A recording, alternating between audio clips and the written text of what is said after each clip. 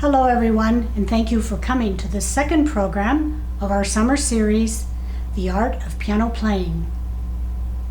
We're fortunate here in Sarasota to have many fine musicians. Some of them have international reputations, such as today's artists.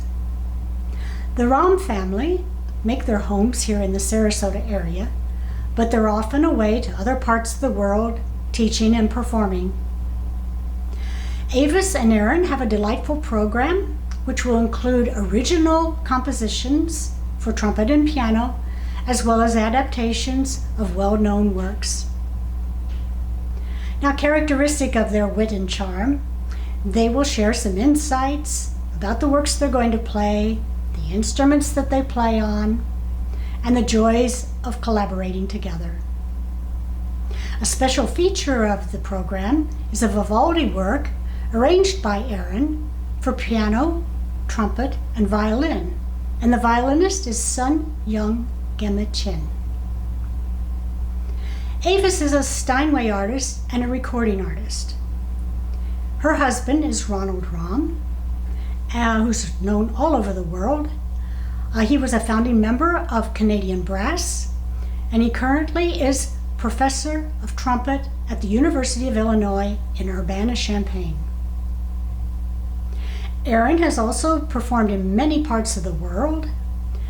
He is instructor at State College of Florida in Manatee, and he is newly appointed principal trumpet of the Venice Symphony Orchestra.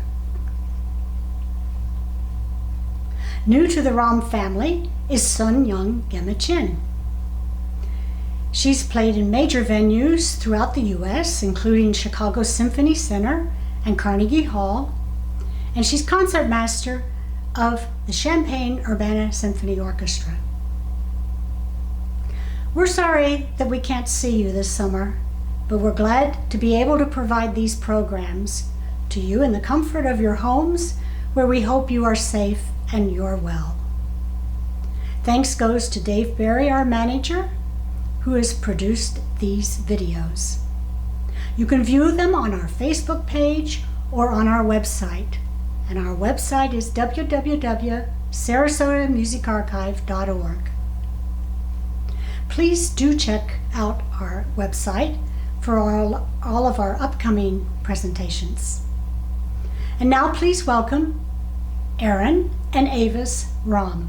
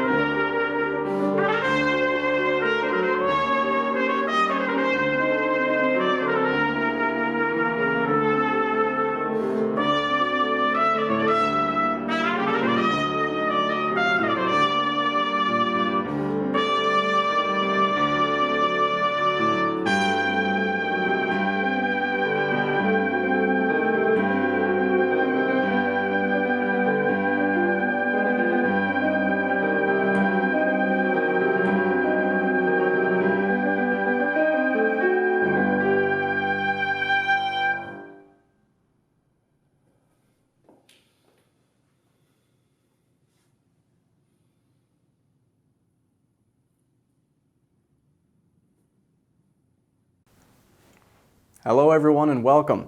My name is Aaron Romm and I'm thrilled to be joined by Steinway artist and, I believe most importantly, my mother, Avis Romm. We have a wonderfully diverse program for you this morning, afternoon, or evening, whenever you might be watching this. What you just heard was a piece entitled Jubilation, which is based off of a lute prelude by Johann Sebastian Bach. Sounded like this.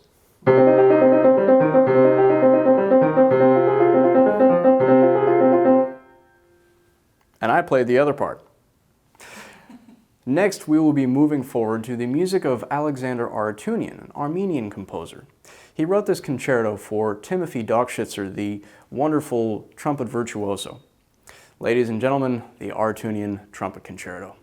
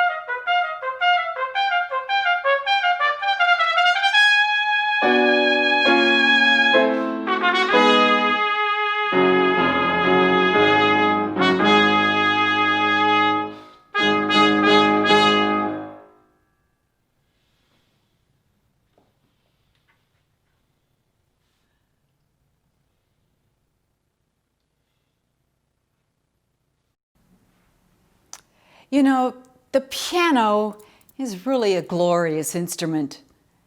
It's equally suited for featured solos and in collaborative situations. I've been very privileged throughout my career to make music with artists of almost every musical category, from voice to strings, woodwinds, brass, and even percussion. Each instrument and each musical style can demand a slightly different touch on the keyboard. Today, we're working with the trumpet and with varied styles of music.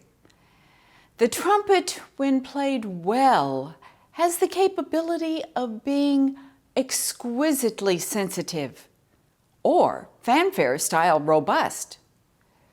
This exciting dynamic range requires me to play generally with a firmer touch than I would for many other instruments, but still with the subtlety needed for more intimate collaboration. As you previously heard, the Arutunian orchestral reduction required a full sound on the piano. The next selection, a Mozart reduction, because of its orchestration, has more of a classical period approach. No matter what the touch or style, the ultimate goal in a collaborative endeavor is to make beautiful music together.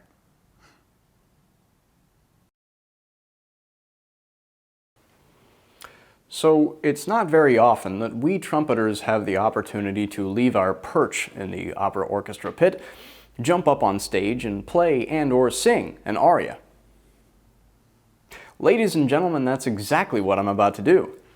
You see, in this scene from Mozart's opera, The Magic Flute, I will be playing the part of the evil Queen of the Night. And in this particular scene, I'm telling my daughter, Pamina, that she will go and kill the so-called evil sorcerer Zarastro, who's not actually evil, it's more a matter of perspective. It's a funny thing about perspective. It's always the other person that's wrong. Now, as you probably can hear, my voice does in fact live in the basement. So, because this piece is usually sung by a soprano, I will be utilizing my best friend here, the piccolo trumpet. Ladies and gentlemen, Queen of the Night.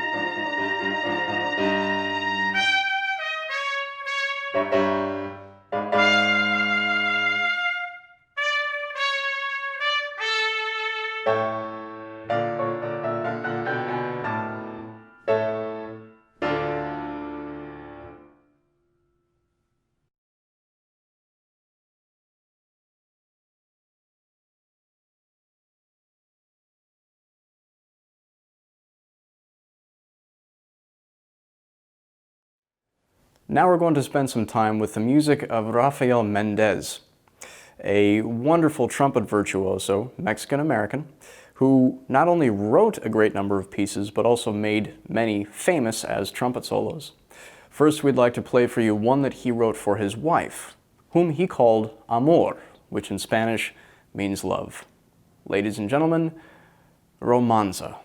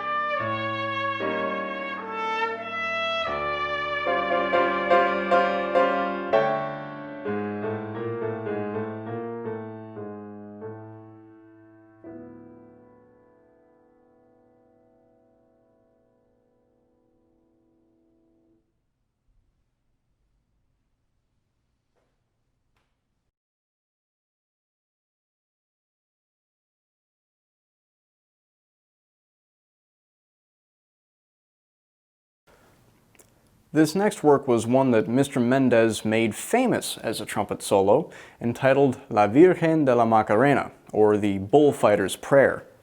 Now, I don't know about you, but I don't plan on fighting any bulls today. But, just in case, I'll be prepared. Ladies and gentlemen, La Virgen de la Macarena.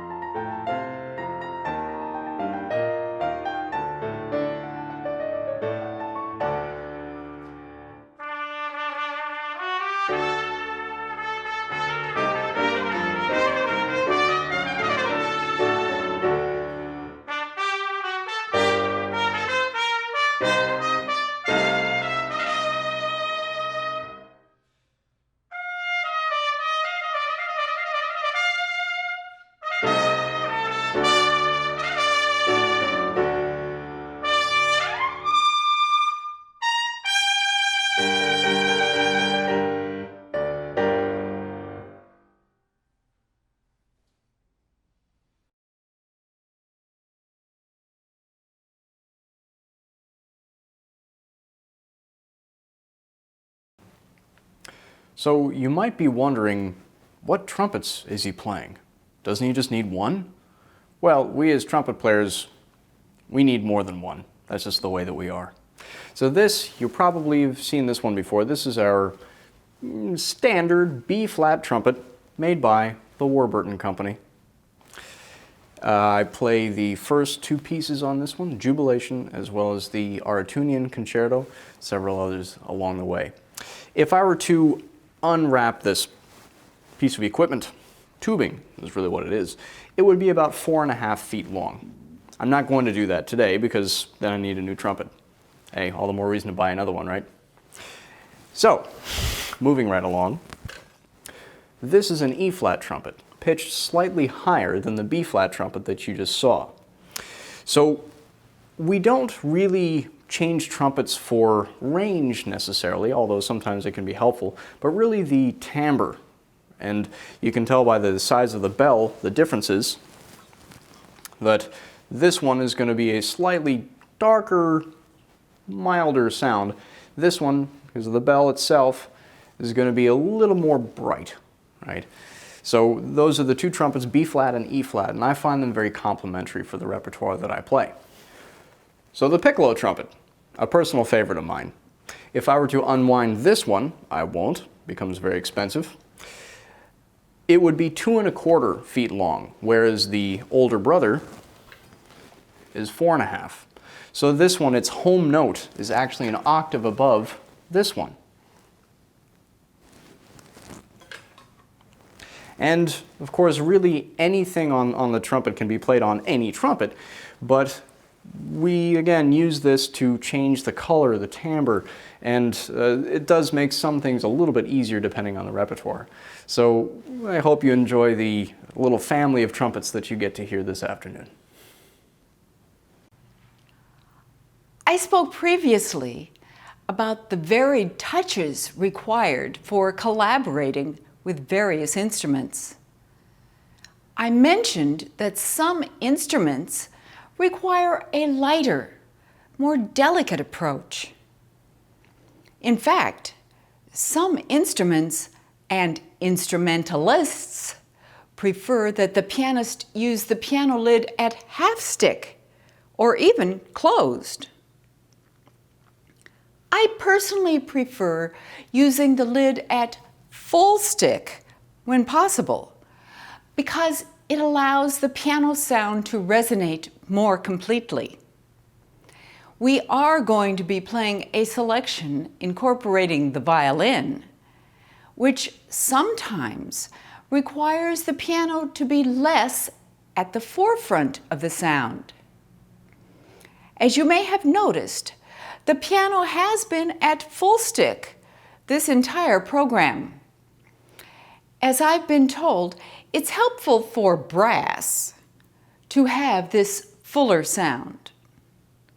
This next work, which Aaron arranged and will introduce, incorporates violin and trumpet.